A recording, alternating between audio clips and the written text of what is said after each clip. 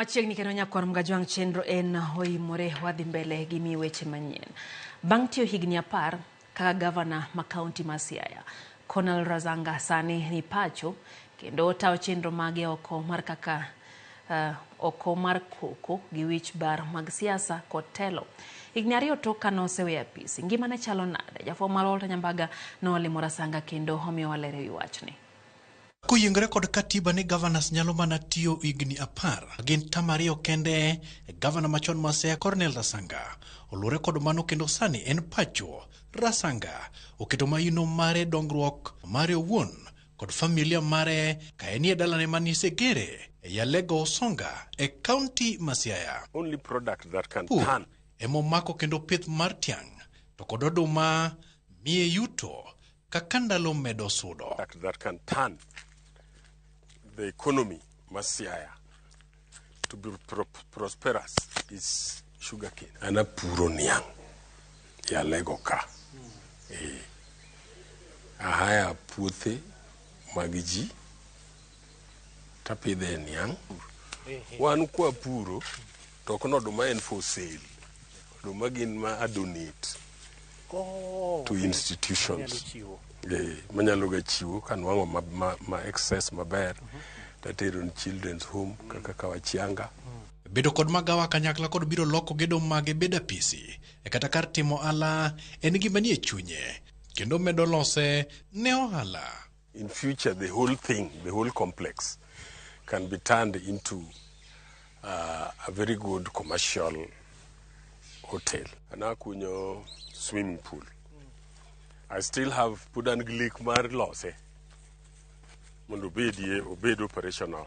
Okoni bang' wuok e apisi noyudo ka en thuolo malach kendo nyaka koro ne omed somo mang'eny mar yudo tat somo mar PhD e weche mag nyiewo kod ochumi, ahinya to telo mag loch gwenge e mbalariany ma Nairobi. Ma enroll for PhD in law. Kora chako somo. Koro nyase timo coursework. Razanga miyowa picha mar telo mare kaka gavana ma Siaya kindene, gik mane omiyo mbi momor godo ne otimo e chunye. To jo Siaya gi kan nyawuok to na make sure ni pesa mar expenditure okok Siaya. Tich na miyo mana jo Siaya lilo.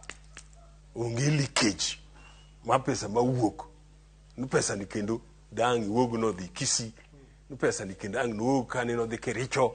Ni pesa ni kendo wuog kane odhi Nairobi. Okoni gima tek bede gavana en kidwaro yore mag ji madwaro godo bedo kod mwandu mapiyo e yore ma ok ler. To ka nitie ukora tinwang'o ka tich dhi marach.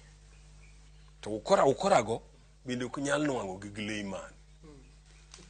Ukora go inyalo mana nwang'o gi kod ng'at ma bende osomo gi. Ere kaka ne odak kod jalupene ariyo mopogore opogore. Miluongo ni uludhe.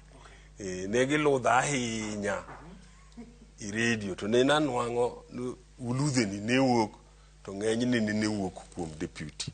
Koro nawacho na en oyue matin ta nwang' jasakwa moro.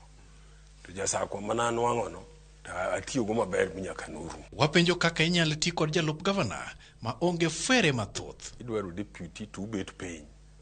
Nwadhi dwaro le e bungu.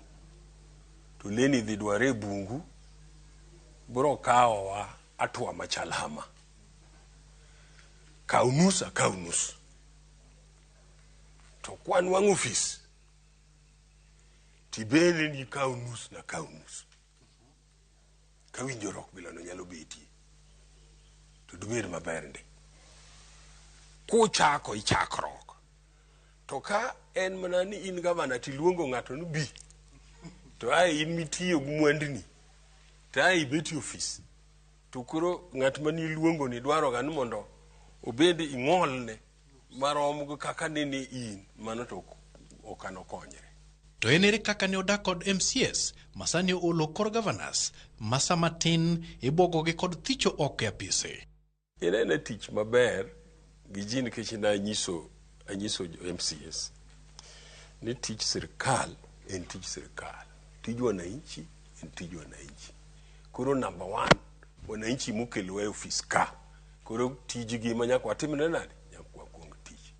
ka in gi interest in MCA donge tidwaro no interest ni obed kati project akwero gi and no MCA nitie MCAs moko manodhi against kaka ni na pango to MCAs ne koduogo ka nitie kata nitie chak moro manindo nyiedh budo donge to MCAs go gibende gin mneji. Higni ariyo mosekalo, familia mare nene nade loni weche mag mibadhi deo governors mathoth pacho ka mane osewuok apisi.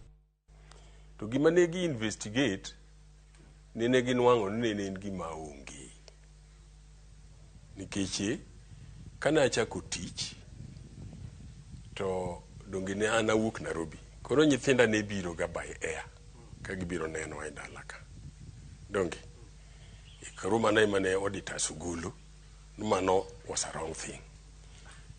Kane ne gisenwang'o mano to an bende na yien kara kama ne en milion 6 adwok pesa go mona adwok. Onyiero ni en ya gavana kende manochamo muma nyadidek e bwo katiba manyien to bende okikore gi siasa e kata tok osewuok apisi. Kaka leader nosebedo siaka kuom higni 10 ok anyal wuoka na we siasa.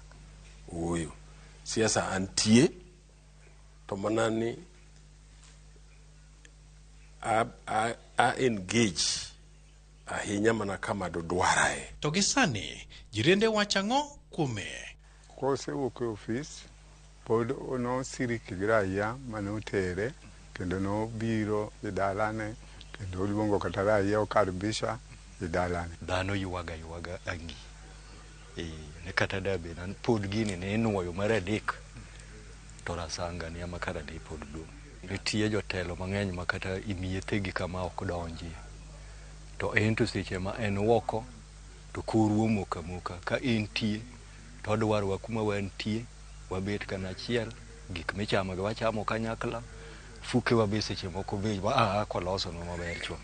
Rasanga wacho ni kata osedhi yweyo kamano to gombo ni telo mar James Orengo ochope kar chenro mag dongruok mage mane owuok kapok orumo. To nego bed jipenjre tich tomato do timo nade ma itimo nang'o to nikech rieko to Nyasaye ema miyo gaji an siaka kendo siani en marwa. Walter Nyambaga, Ramogi TV. Tere kaunti ma Migori nyakwara Mgajwang kama